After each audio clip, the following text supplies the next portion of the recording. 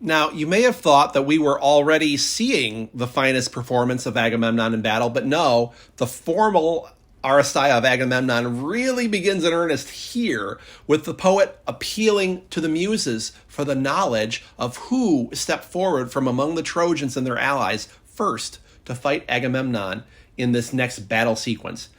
Tell me now, ye muses that inhabit mansions on Olympus, who was he that first encountered Agamemnon, whether of the Trojans themselves or of their allies renowned?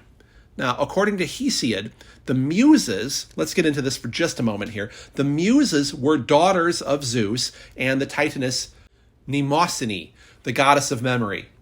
The Muses were the special goddesses of the arts, especially the recollection of the lyrics that formed the songs that bards sang, the Iliad having originally been accompanied by music. Early Greeks tended to envision 3 muses, their names varying by region, but later this group of divine sisters was expanded out to 9, whose names were standardized as Calliope, Clio, Erato, Euterpe, Melpomene, Polyhymnia, Terpsichore, Thalia, and Urania as the 9 Olympian muses. So when a sequence begins in the Iliad with an appeal to the muses, even as the very opening lines of the Iliad did in Book 1, we can imagine the performer making this as an earnest prayer to the special goddesses of his craft for aid at this important part of the performance. So Agamemnon, to answer the question, first comes up against a son of Antenor, Iphidamas, for whom we get a lot of backstory both before and after his death. Refer to your text for that. Agamemnon strikes first, throwing his spear, but he misses. Iphidamas thrusts rather than throwing his spear, but he hits that ornate corselet of Agamemnon's we read so much detail about earlier on, and his spear point is bent and rendered useless. Now, Agamemnon attacks again, this time killing his foe, who we now learn from the narrator hasn't even been with his wife yet, despite having paid 100 oxen and 1,000 sheep and goats for her. Sad. And also weird. The ancient world was weird a lot of times. They were still humans, still us, but they were in societies so different from ours that it's tough at times to get our hearts around their concerns, even when we can get our heads around them. Example, now Agamemnon pauses his rampage to loot Iphidamas' corpse. Dude, you've got infinite loot already, and you're in this predicament, the ongoing stalemate of the last several books, because you took loot from your best warrior, Achilles. But Agamemnon loves his loot. Oh, and I know, like, it was a person that he took. There's the culture.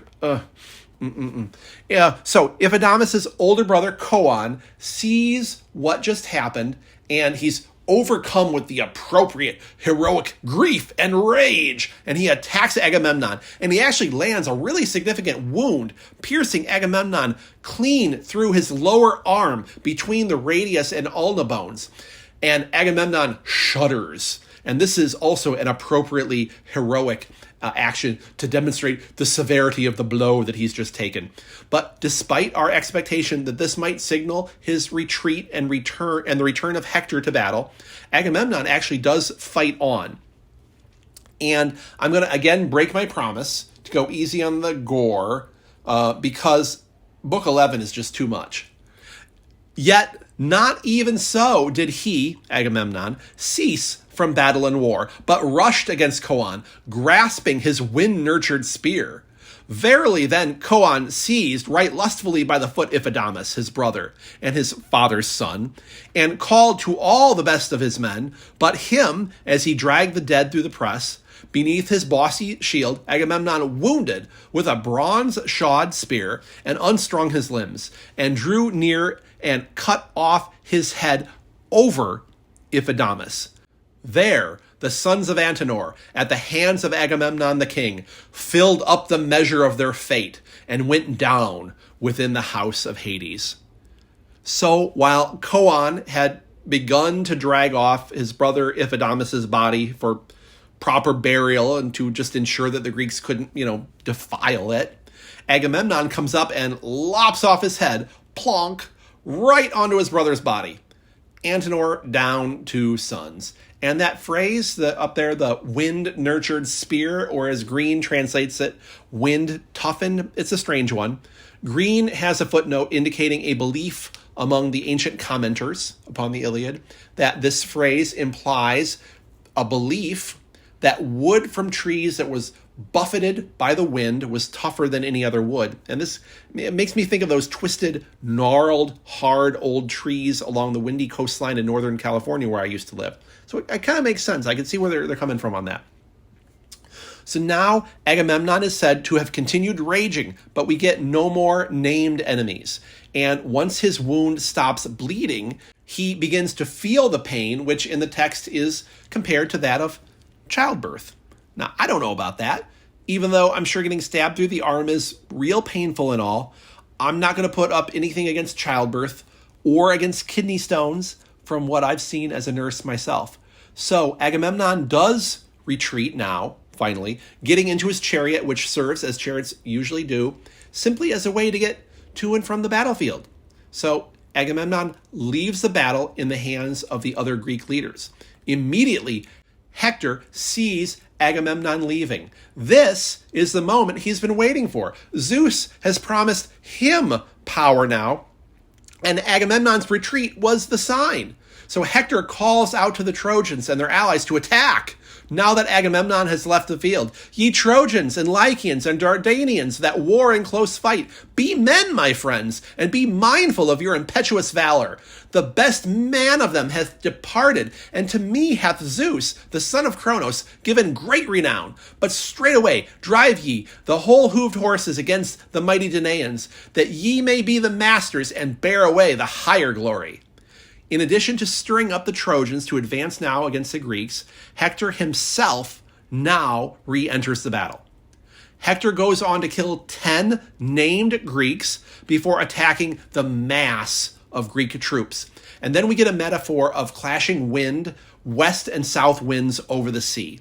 Even as when the west wind driveth the clouds of the white south wind, smiting with deep storm, and the wave swelleth huge, rolling onward, and the spray is scattered on high beneath the rush of the wandering wind.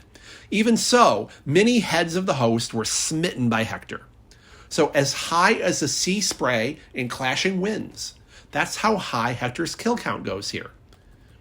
Now, what stops an immediate and total rout of the Greeks now is Odysseus calling out to his friend Diomedes, Tydeus' son, what ails us that we forget our impetuous valor? Nay, come hither, friend, and take thy stand by me, for verily it will be shame if Hector of the glancing helm take the ships. And Diomedes responds, verily will I abide and endure, but short will be all our profit, for Zeus, the cloud-gatherer, clearly desireth to give victory to the Trojans rather than to us. So the two of them start working together, although Diomedes points out that it's not likely to work for long because it's real obvious that Zeus now favors Hector. Diomedes spears a chariot driver through the chest, and he and Odysseus are now rampaging. They're compared to 2 wild boars attacking a group of hunting dogs. Instead of quickly tipping the scale to the side of the Trojans, there's an explicit mention here that the sides are even in the mind of Zeus, and this is a callback to the physical scales that he used to determine that, ultimately, today, the Trojans would come out ahead. But for the moment, however, Odysseus and Diomedes are keeping things even for the Greeks. Soon, Hector sees that these two are what's stopping the Trojans from advancing, and Hector calls out. Green says, whooping aloud, he ran at them, and Hector is followed by a pack of Trojans. It's important to note here, however, that Hector isn't running. He's on a chariot, charging at Diomedes and Odysseus, who are on foot. Diomedes draws Odysseus' attention to this and says that they should make their stand together, face him here, and drive him back. Diomedes, casts a spear at Hector, who's charging his chariot full force directly at him ahead of the following Trojans. The spear hits Hector's helmet and bounces off, but it must have rattled Hector because he falls back and lets the advancing Trojan throng envelop him. Hector sinks to his knees and darkness overcomes him, one hand pressed into the earth to keep him from falling over in what must have been a very heroic pose. Diomedes goes to recover his cast spear. Now that's putting him alone. He's going far ahead of the Greek line now. Remember that. Recovering his spear takes Diomedes too long. Hector comes to quickly and he reboards his chariot. But fortunately, rather than attacking Diomedes, Hector now drives back into the protection of the Trojan lines. So he must have been kind of rattled. And as Hector is retreating, Diomedes taunts him, saying, "Dog, thou art now again escaped from death, yet came ill very nigh thee. But now hath Phoebus Apollo saved thee, to whom thou must surely pray when thou goest amidst the clash of spears. Verily, I will slay thee yet when I meet thee hereafter, if any goddess helper of me too. Now will I make after the rest, whomsoever I may seize." Promising to finish Hector off next time, if there are any gods on his side, Diomedes sees Hector fleeing off. And while there are gods on Diomedes' side, it will not be his hand that slays Hector one day. While Diomedes is now looting the body of a man he just killed, Alexandros, remember him? Paris, that little weasel, draws his bow and shoots Diomedes. It hits. It's not a fatal shot by any means, but it's very inconvenient for Diomedes. Paris, Alexandros, has shot Diomedes in the foot. His right foot is shot clean through. And what's worse, the arrow's been driven so far into the ground that Diomedes is effectively pinned in place, unable to move from the spot. And of course, Paris now taunts him. "Thou art smitten, nor vainly hath the dart flown forth. Would that I had smitten thee in the nether belly, and taken thy life away. So should the Trojans have breathed again from their trouble, they that shudder at thee, as bleating goats at a lion." Diomedes now calls Paris cowardly. Remember, shooting arrows from a distance isn't seen as a noble form of fighting as direct spear and sword combat. And Diomedes says that his weapon, unlike the arrow, is invariably lethal. Diomedes says, "Bowman, reviler, proud in thy bow of horn, thou gaper after girls, verily if thou madest trial in full harness, man to man, thy bow and showers of shafts would nothing avail thee. But now thou boastest vainly, for that thou hast grazed the sole of my foot. I care not, more than if a woman hath struck me, or a senseless boy. For feeble is the dart of a craven man, and a worthless. In otherwise, from my hand, yea, if it do but touch, the sharp shaft flieth, and straightway layeth low its man, and torn are the cheeks of his wife, and fatherless his children, and he, reddening the earth with his blood, doth rot away. More birds than women round him." But it's vain boasting from Diomedes because he can't move. And he really is in a very vulnerable spot here. Remember, still ahead of the Greek lines where he went to recover that cast spear. Of course, Odysseus runs up and pulls the arrow out, and with his foot now hobbled, Diomedes boards his own chariot for his own retreat, leaving Odysseus alone now, still at the same point, the same spot ahead of the Greek lines. Odysseus is now in a real situation here. We get some inner dialogue where he ponders what to do.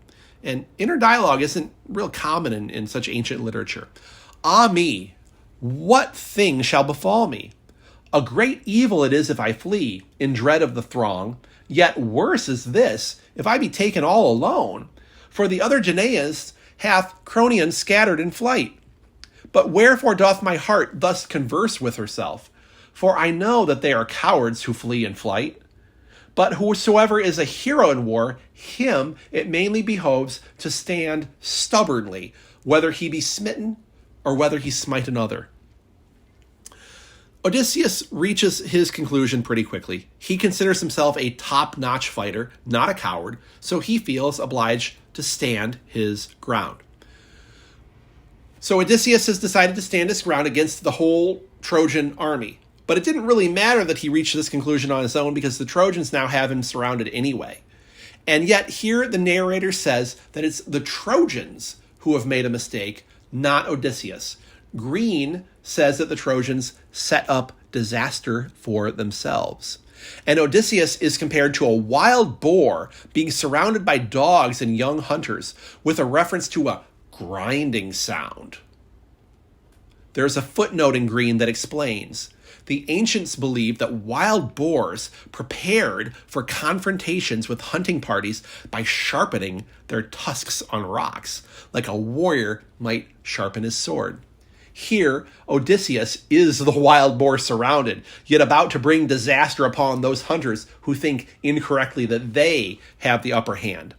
Odysseus quickly wounds or kills 5 named characters, the last of whom, Charops, has a brother right there who confronts Odysseus. This man, Sokos, challenges Odysseus, saying, "O renowned Odysseus, insatiable of craft and toil, today shalt thou either boast over 2 sons of Hippasos, as having slain 2 such men of might, and stripped their harness, or smitten by my spear, shalt lose thy life." Sokos attacks Odysseus with a heavy spear, which breaks through Odysseus' shield and corselet and into his chest. But Athene has saved Odysseus, preventing any vital organs from being hit. And as a very experienced fighter, Odysseus can sense right away that it's not a fatal wound.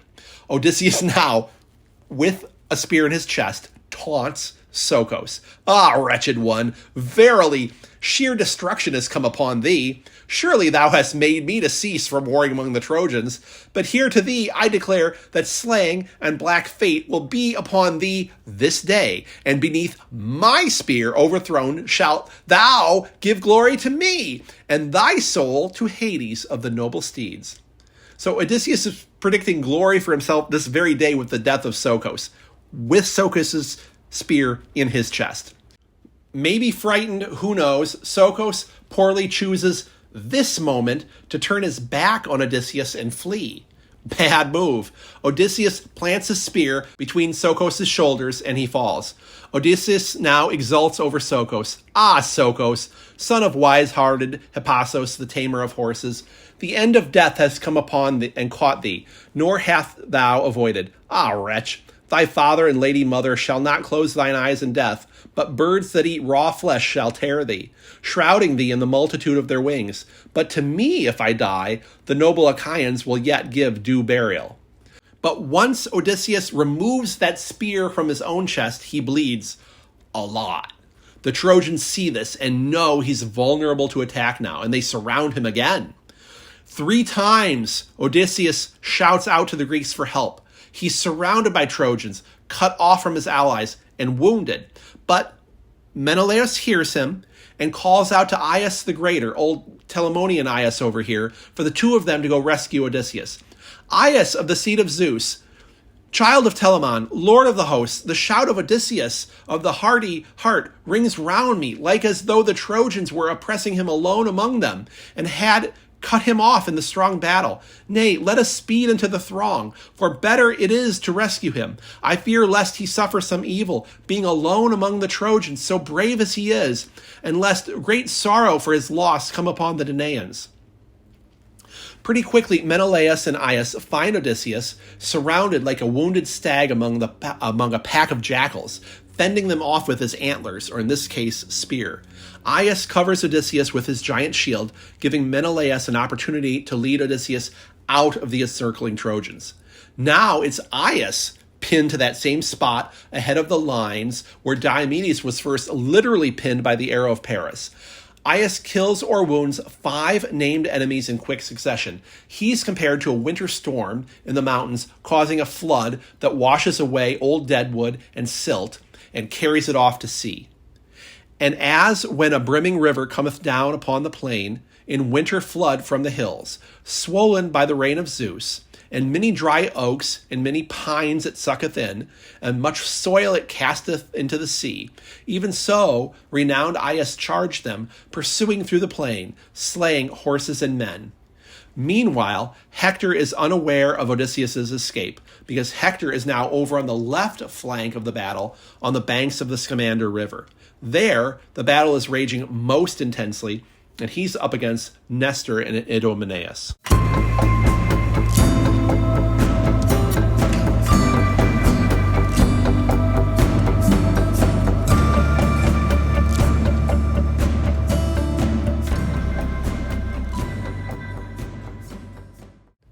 Now, the narrator notes that the momentum of the Greeks would not have been broken except for one arrow, another arrow shot by Paris, this time at the Greek Machaon. Nor would the noble Achaeans have yet given ground from the path if Alexandros, the lord of fair-tressed Helen, had not stayed Machaon, shepherd of the host, in his valorous deeds, and smitten him on the right shoulder with a 3-barbed arrow. Therefore were the Achaeans, breathing valor, in great fear, lest men should seize Machaon in the turning of the fight. Now, this is a far more momentous event than it first appears to be. In fact, the whole of the Iliad turns on this moment, this arrow wounding this man, Machaon. We haven't heard much about him yet. Why was Machaon so important to the Greeks? This man was one of 2 sons of Asclepios, the god of healing among the Greek forces, the other being his younger brother Podalirius. Their father, Asclepios, was a son of Apollo and a mortal woman, and was himself born a mortal, but became one of the exceedingly few mortals to become a god. As a child, a snake whispered secrets to Asclepios. These secrets included the raising of the dead, for which he became famous among men and infamous among gods. Hades accused him of stealing those who should rightfully be his subjects in the afterlife, and Zeus destroyed him with his thunderbolt. In revenge, Apollo uncharacteristically lashed out, killing the Cyclopses who had made the divine thunderbolt of Zeus. In punishment, Apollo was sentenced to a year's servitude. But in forgiveness of Apollo, Zeus later raised Asclepios to the status of the divine. The sons of Asclepios were a powerful secret weapon among the Greeks. The ability to heal from grievous wounds kept their deployed army in the field active, and the fear that Machaon might seriously be wounded sent a wave of panic through the Greeks. Idomeneus tells Nestor, "Nestor, son of Neleus, great glory of the Achaeans, arise, get thee up into thy chariot, and with thee let Machaon go, and swiftly drive to the ships the whole hooved horses. For a leech is worth many other men, to cut out arrows and spread soothing medicaments." So Nestor putting Machaon aboard his chariot and heading back to the camp may seem like another minor moment, a detail of battle like so many others. And we are going to move on from it for a bit here before coming back to this thread. But I want you to keep it fresh in your mind, because the arrow of Paris that caused the retreat of Nestor and Machaon will eventually set forth in motion a chain of events that will lead us to the return of Achilles and eventually to the conclusion of the Iliad. So over on the Trojan side now, a Trojan named Cebriones brings to Hector's attention that Aias is now routing the Trojans, still over where he'd helped Menelaus effect the escape of Odysseus. "Hector, here do we contend with the Danaans, at the limit of the wailful war. But lo, the other Trojans are driven in flight confusedly, men and horses. And Aias, son of Telamon, is driving them. Well I know him, for wide is the shield round his shoulders. Nay, let us too urge thither the horses and chariot, and there, where horsemen and footmen thickest in the forefront of evil strife are slaying each other, and the cry goes up unquenchable." Hector agrees with Cebriones that they need to focus their attention in that direction and ride their chariot over to that part of the battle. As Hector whips his horses to drive the chariot as fast as possible to where Aias is, we get the gory detail of how the wheels are rushing over the bodies of the fallen, and the blood is spattering all over from the horses' hooves and the chariot wheels. Here we are in the oldest text of the Western canon, and it is gory as hell. Stuff like this is why Hesiod was judged the more proper poet, but he's just not as entertaining. Hector leaps into battle, really tearing it up now, but he avoids fighting Aias, and there's not really a good reason given. Just a weird line that Zeus didn't want him fighting a better man. There's a footnote in green that says this line was referred to by ancient writers, so it's definitely not a late inclusion, but it was apparently omitted in some of the medieval manuscripts, and I can see why. It just seems kind of weak. And we will check in with Aias next, and shortly we'll learn why these two weren't going to be fighting each other now anyway. And the reason for that is that Zeus now decides to put panic specifically into the heart of Aias. Now Father Zeus, throned in the highest, roused dread in Aias, and he stood in amaze and cast behind him his sevenfold shield of bull's hide, and gazed round in fear upon the throng, like a wild beast, turning this way and that, and slowly retreating step by step. And as when hounds and country folk drive a tawny lion from the midfold of the kine, and suffer him not to carry away the fattest of the herd, all night they watch, and he in great desire for the flesh maketh his onset, but takes nothing thereby, for thick the darts fly from the strong hands against him, and the burning brands, and these he dreads for all his fury, and in the dawn he departeth with vexed heart. Even so at the time departed Aias, vexed at heart from among the Trojans, right unwillingly, for he feared sore for the ships of the Achaeans. So now Aias begins his retreat. It's Zeus who chooses this time to intentionally doing this, put fear into the heart of the Greeks' strongest warrior. In his mind, Aias is fearing for the safety of the ships. We're to imagine Aias here as a lion being driven forward by hunger, but backward by country folk and their dogs. He's of two minds. He's retreating, but then making a stand, only to back off again. But still, Aias alone is still single-handedly holding off the Trojans, even in this confused state of mind induced by Zeus. And then we immediately go into another animal-based metaphor for Aias, this time emphasizing his strength. It's compared to that of an ass against many weak children. And as when a lazy ass going past a field hath the better of the boys with him, an ass that has had many a cudgel broke against his sides, and he fareth into the deep crop, and wasteth it, while the boys smite him with cudgels, and feeble is the force of them. But yet with might and main they drive him forth, when he hath had his fill of fodder. Even so did the high-hearted Trojans and allies, called from many lands, smite great Aias, son of Telamon, with darts on the center of his shield, and ever followed after him. And Aias would now be mindful of his impetuous valor, and turn again, and hold at bay the battalions of the horse-taming Trojans, and once more would he turn again to flee. Yet he hindered them all from making their way to the fleet ships, and himself stood and smote between the Trojans and the Achaeans, and the spears from strong hands struck some of them in his great shield, fain to win further.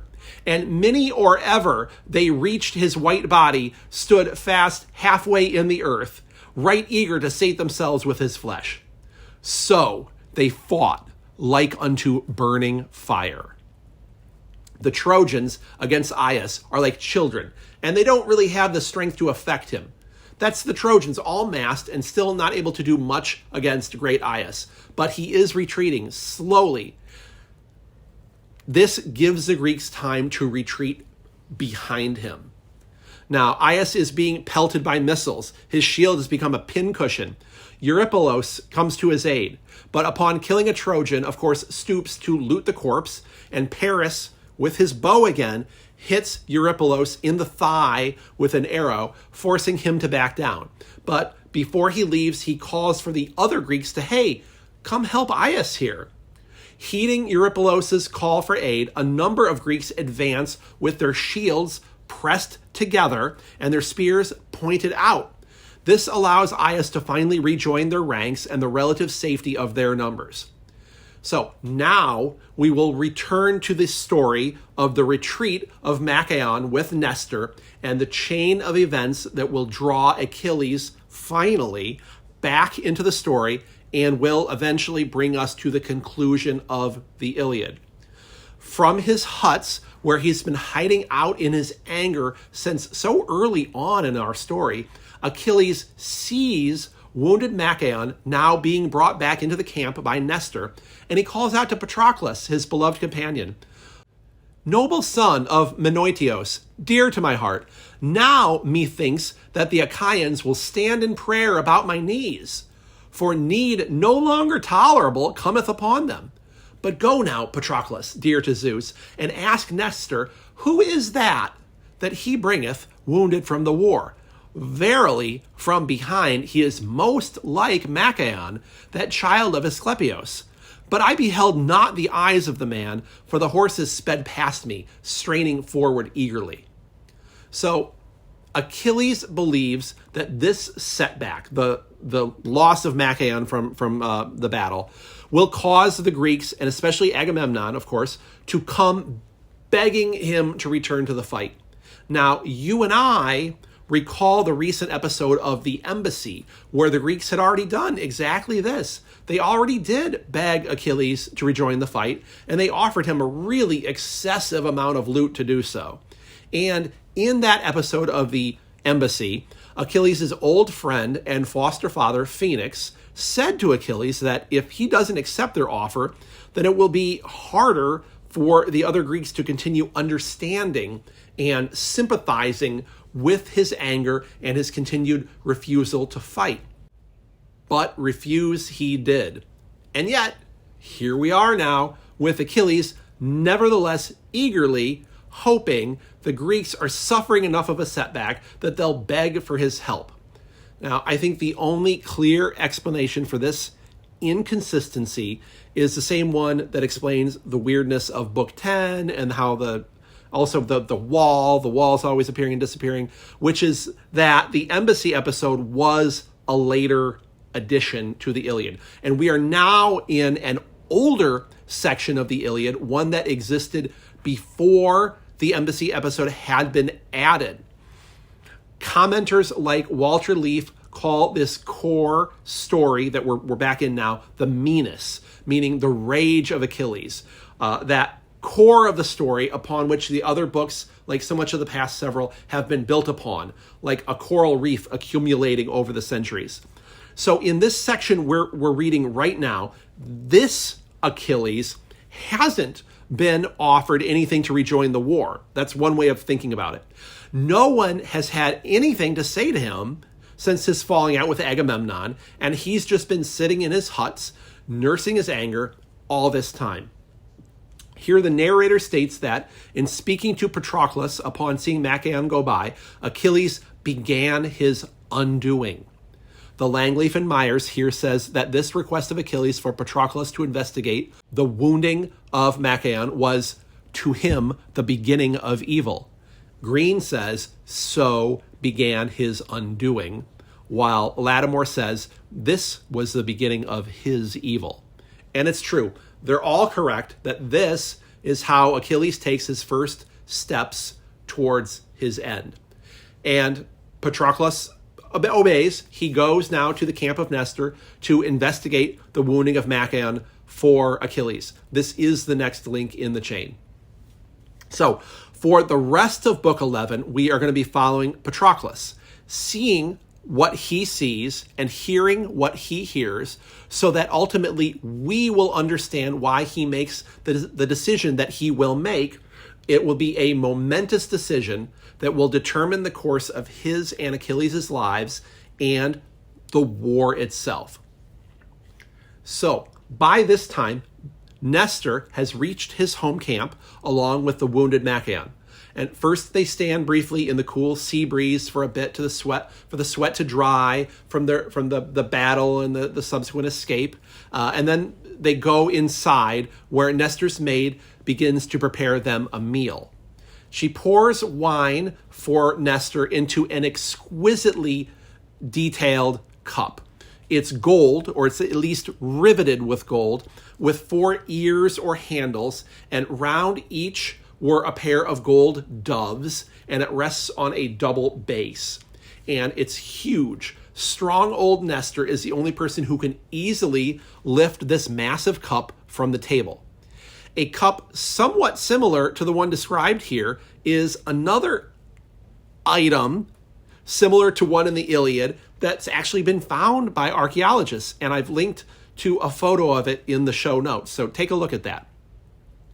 The drink that Nestor's maid makes for them is translated in green as a posset, which is an old word for a hot milk-based drink, curdled with an alcoholic drink like ale or wine and flavored with spices.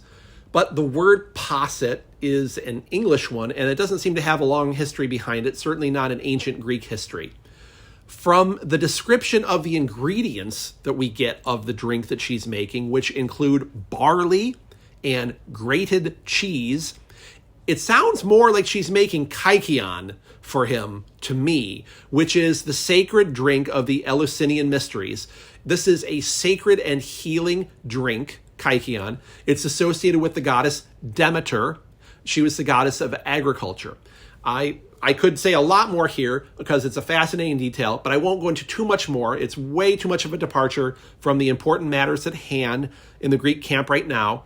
But I put a really great link into the show notes about kykeon that will give you a sense of the rich history and cultural importance of what Nestor and Machaon are drinking here. But Patroclus arrives soon. It says, "Now Patroclus stood at the doors, a godlike man. And when the old man beheld him, he arose from his shining chair and took him by the hand and led him in and bade him be seated. But Patroclus from over against him was for refusing, and spake and said, No time to sit have I, old man, fosterling of Zeus, nor wilt thou persuade me. Revered and dreaded is he that sent me forth to ask thee who this man is that thou bringest home wounded. Nay, but I know myself, for I see Machaon, shepherd of the host. And now will I go back again as messenger to speak a word to Achilles. And well dost thou know, old man, fosterling of Zeus, how terrible a man he is. Lightly would he blame even one that is blameless." So Nestor has invited him to stay, but Patroclus can't. He's to report quickly back to Achilles, who, in a not flattering description of the hero's character, is quick to blame even the blameless. That would be Patroclus. Impatient and angry is what we're to take away from that. Patroclus' only mission was to determine who it was that Nestor had brought back wounded, and he can well see that it's Machaon. Mission accomplished. Time to report back. But it won't be that quick for young Patroclus to get back to Achilles. Nestor responds lengthily, as usual. "Wherefore is Achilles thus sorry for the sons of the Achaeans? For as many as are wounded with darts, he knoweth not at all what grief hath arisen in the camp. For the best men lie in the ships, wounded by shaft or smitten by spear. Wounded with the shaft is strong Diomedes, son of Tydeus, and smitten is Odysseus, spearman renowned, and Agamemnon. And this other have I but newly carried out of battle, wounded with an arrow from the bowstring. But Achilles, for all his valiance, careth not for the Danaans, nor pities them at all. Doth he wait till the fleet ships hard by the shore shall burn in the consuming fire, until we be slain one upon another?" Now, if you're reading an abridged version, Book 11 skips most of what Nestor has to say.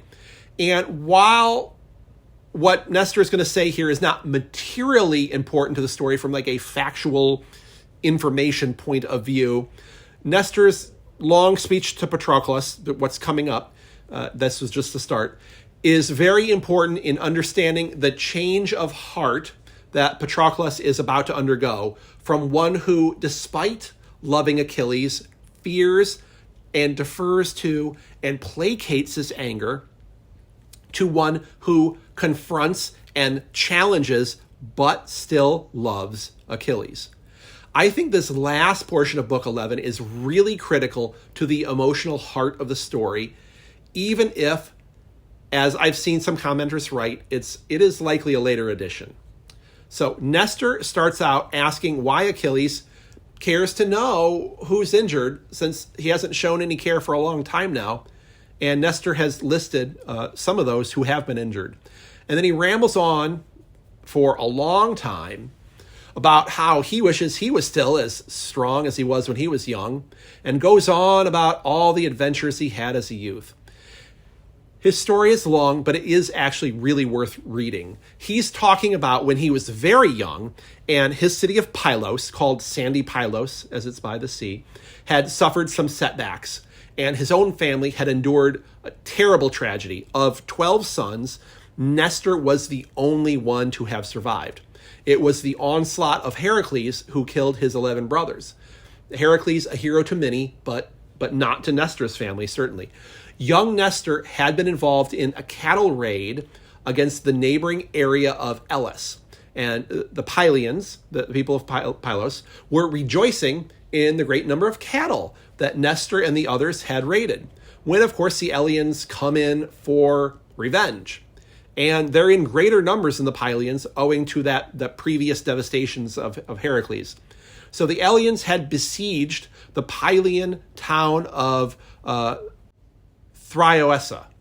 Due to his youth and the fact that he was the only son left, Nestor's father, Neleus, didn't want Nestor to be an armed participant in the upcoming battle. But young Nestor marched along anyway and ended up making a good show for himself, because Athene had arranged things that way. So Nestor was a favorite of Athene's in his generation of warriors. So then in the ensuing battle, Nestor relates that he was the real standout. He was the first to make a kill, and it was a leader of the enemy that he killed. So seeing their leader dead, the enemy scattered and the siege was broken. Town saved, the Pylians pursued the fleeing enemies, killing them all along the way and collecting their armor. Upon their victorious return to Pylos, Nestor says that while Zeus was extolled among gods, Nestor was extolled among men. So what's the reason for this long story? Nestor explains that Achilles is missing out on this kind of glory. He's surrounded by opportunities for glory in this short life, but he's spending his days in his hut, sulking. Nestor concludes this story of his glorious youth by saying, "But Achilles alone will have joy of his valor. And I suspect he'll weep bitterly when it's too late, when our men have perished." Now, not done yet. Nestor now recalls to Patroclus his memory of the day that he, Nestor, and Odysseus came and recruited Patroclus and Achilles for the war. So this was at the home of Achilles' father, Peleus, and Patroclus' own father, Menoetios, was there as well.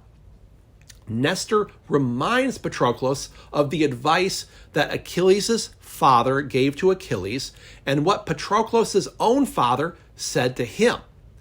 And it seems that neither of these young men are currently obeying their fathers, because Peleus told Achilles to always be preeminent, to be the very best of the warriors, which he hasn't been doing. But the advice that Patroclus is failing to follow was to give good advice to Achilles. Because while Achilles will always be the better warrior of the two, Patroclus is the older. And Menoetios said that Achilles would listen to Patroclus and be better off for his friend's guidance. Yet here Patroclus is, running errands for Achilles instead of guiding him, being fearful of Achilles' anger if he doesn't return quickly enough from this mission of idle curiosity to find out who is wounded, instead of Patroclus sitting Achilles down and saying, "It's unreasonable to stay so angry for so long and to let your countrymen die for your own pride." And Nestor could have stopped here. He could have just left it at the idea that Patroclus should be obeying his father and providing Achilles with guidance. But he's Nestor. He's always got a little bit more to say. And this little bit more this time is super important. It's the next link in the chain of events that we've been following.